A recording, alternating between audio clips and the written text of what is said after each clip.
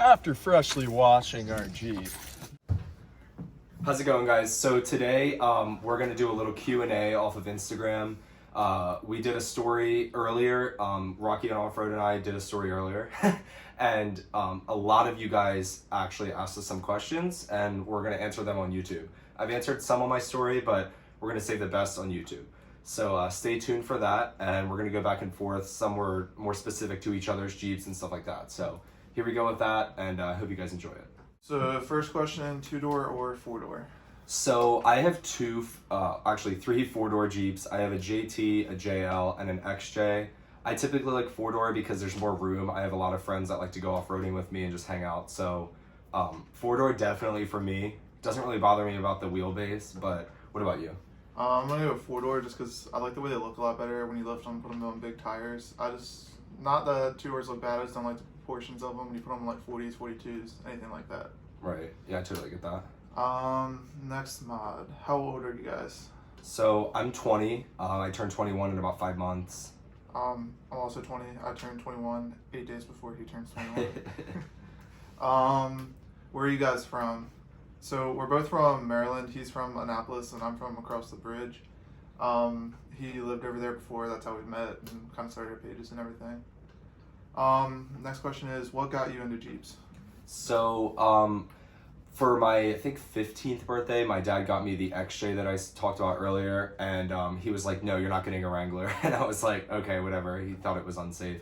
So yeah, so I got the XJ and I started modding it, lifting it, putting big tires on it, stuff like that. That's pretty much what got me into Jeeps, and then I realized there's actually so much more in the industry that you can do with it, so that's when I got a Wrangler.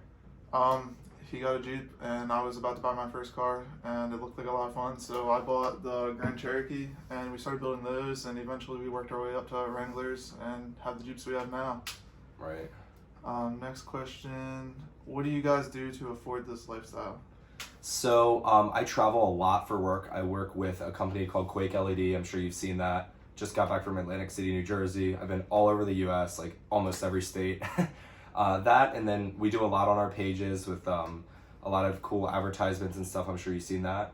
What about you? So I run Rocky Boxes, which is a branch off company from Rocky Offroad. It's like just Jeep subscription boxes. And then I'm trying to start up YouTube to get some money to afford trips there and everything like that. So that's what we do to afford our Jeeps and do the things we do. The next question, favorite thing about the Jeep community? You can go first. Okay, so my favorite thing about the Jeep community is mostly everyone is super rad. Everyone's very cool with each other, respectful for the builds. I mean, some builds get a lot of more attention than the other ones, but I mean, you can go to a Jeep meet and just really have a love for each build. I mean, everyone puts their own thing into it. I really like that. Yeah, I agree with you there. Like, just everybody's real cool with each other for the most part. Even if your Jeep's not an insane build, it'll still be accepted at all the Jeep meets you go to and everything like that. Like, you're not gonna be excluded because you're not running 42s and coilovers or anything like that. Right. Let's go to advice to a new Jeep owner. I'd say just save up your money and buy nice parts to start with, because if you buy cheap parts, you're gonna have to do it. You're gonna put the cheap parts on, they're gonna wear out, and you're gonna have to do it all over again. You're gonna end up spending more money than you would to start with if you would just saved up and bought the expensive, nice quality parts to start with. So yeah, I agree with that 100%. My advice would be, you guys all get new Wranglers and start and just want to go wheel them and stuff.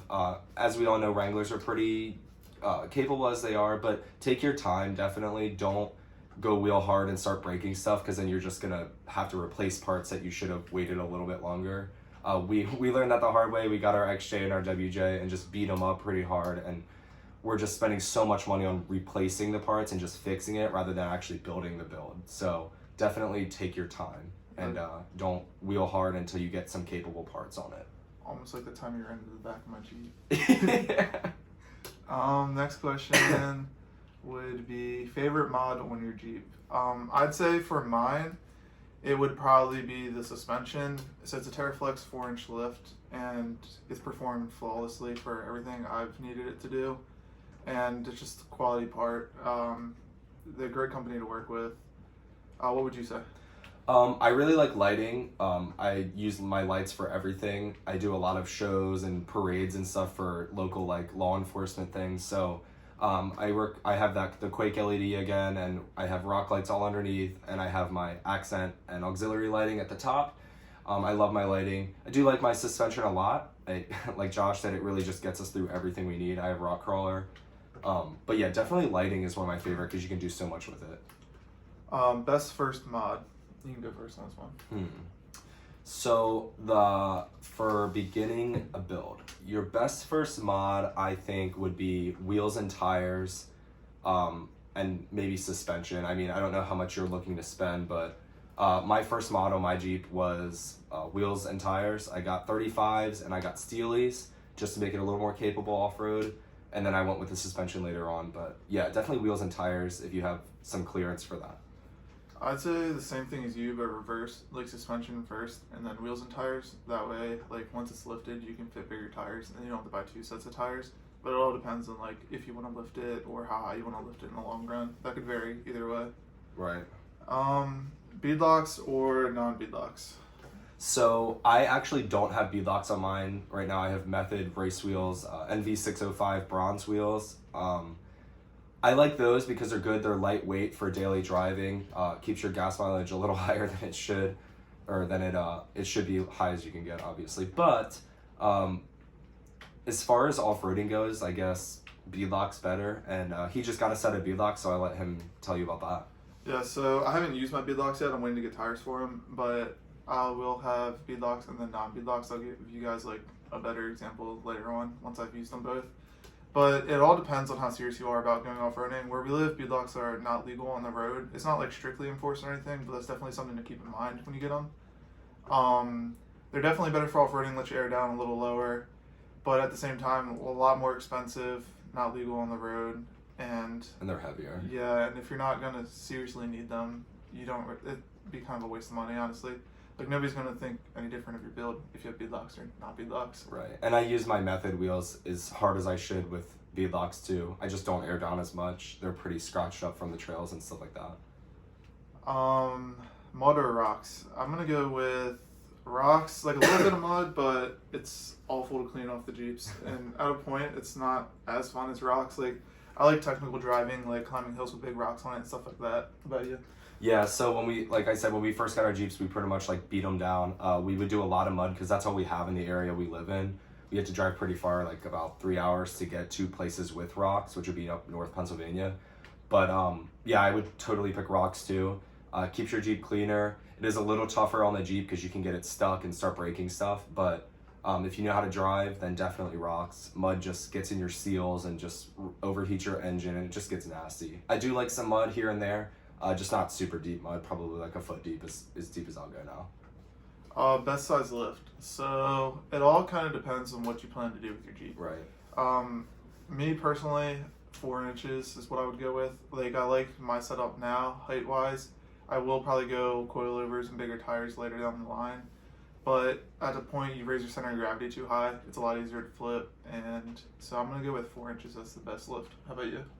So it also depends on the model of Jeep you have. So Rubicons are cut a little differently, so you can put a smaller lift and it'll sit the same as a bigger lift on say a Sport or a Sahara.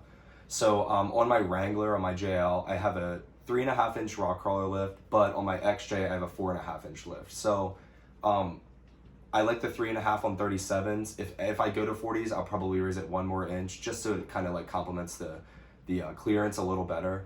But yeah, like he said with the center of gravity, you want the lowest center of gravity, but the most capable articulation. So you don't want to put a 6.5-inch lift on it just to make it higher to think you're going to go over rocks, because when you go over the first rock, it's going to roll.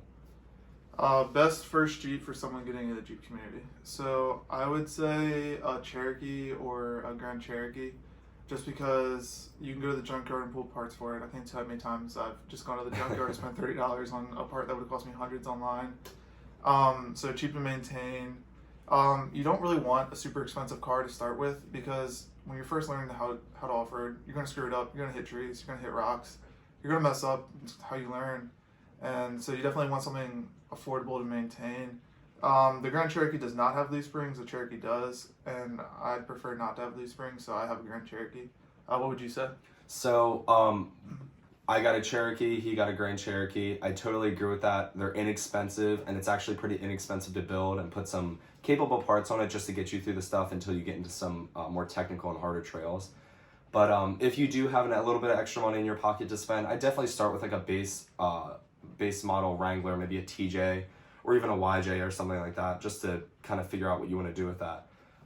Yeah, the Cherokee definitely is a good start. It's 4-door or 2-door. You got some room in it, easy to work on, and both of our Jeeps have a 4.0 inline 6, which is an indestructible engine. I mean, I've got 215,000 miles on it. I've never had to fix the engine, and I run it really hard. So definitely that, and they're super easy to work on. Favorite tire size. So this is another one of those questions that kind of depends on what you're going to use your Jeep for, what lift you have, stuff like that. Me personally, I don't like huge tires and like no lift at all. I like have some clearance in there.